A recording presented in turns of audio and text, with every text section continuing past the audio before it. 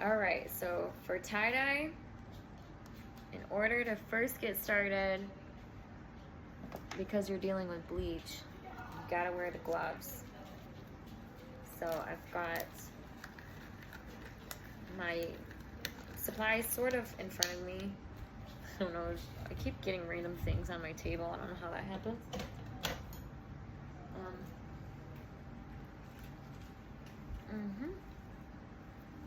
So the first thing that we gotta do is kind of just like prepare our surroundings. Get the gloves, get your tools. I got some extra cloths here because I'm not really sure what to expect. And, you know, take this just like one step at a time. So what the tutorial tells me to do on mine is to first kind of get your materials ready. So you're supposed to soak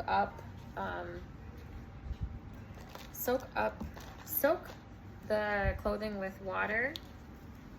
I'm using rags, especially when it's bleach.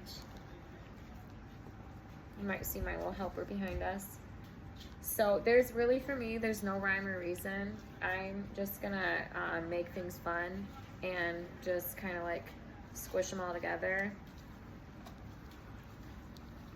Just see what happens. Whatever, it's probably not. Tie-dye experts are probably like, oh my god, I don't care. Art is art. I'll do whatever I want. And so we'll just like stick rubber bands on all of these and make little balls. Little balls of joy.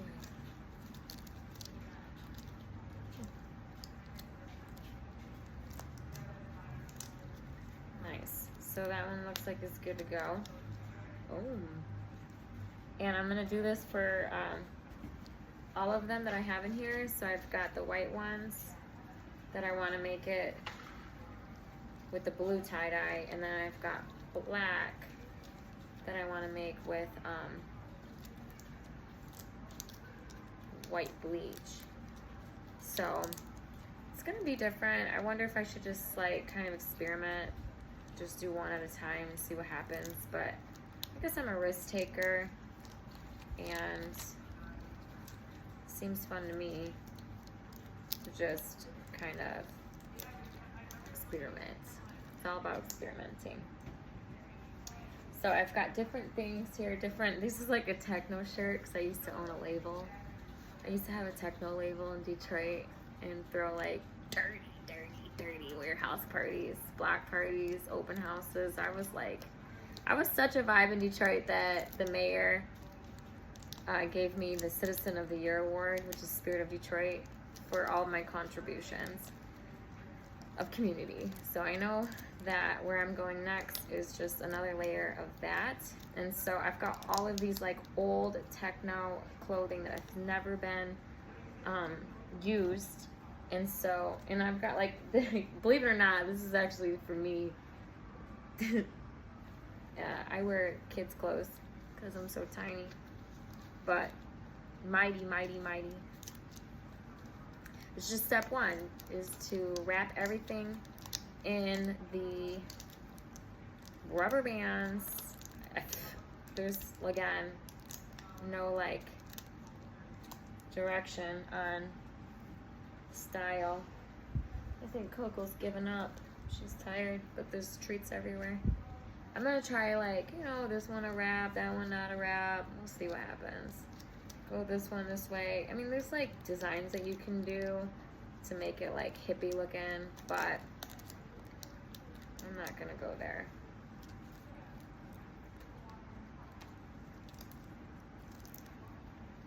I'm not gonna go there.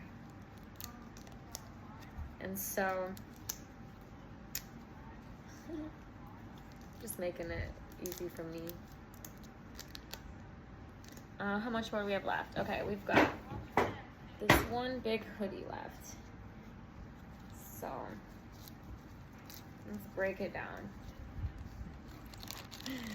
Break it down.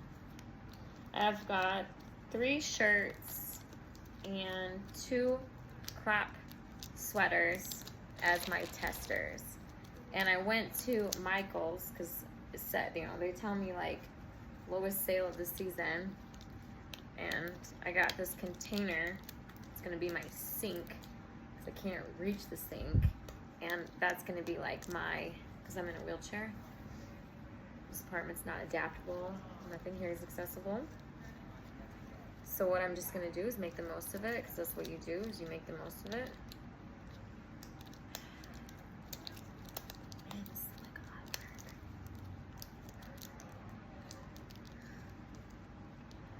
Okay.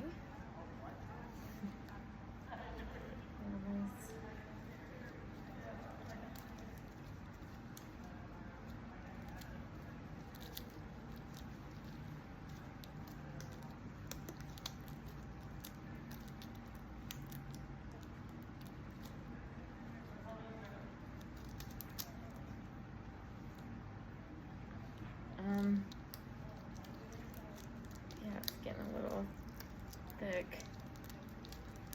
but, so yeah, we'll just do 1 hoodie, because, I mean, this is ginormous.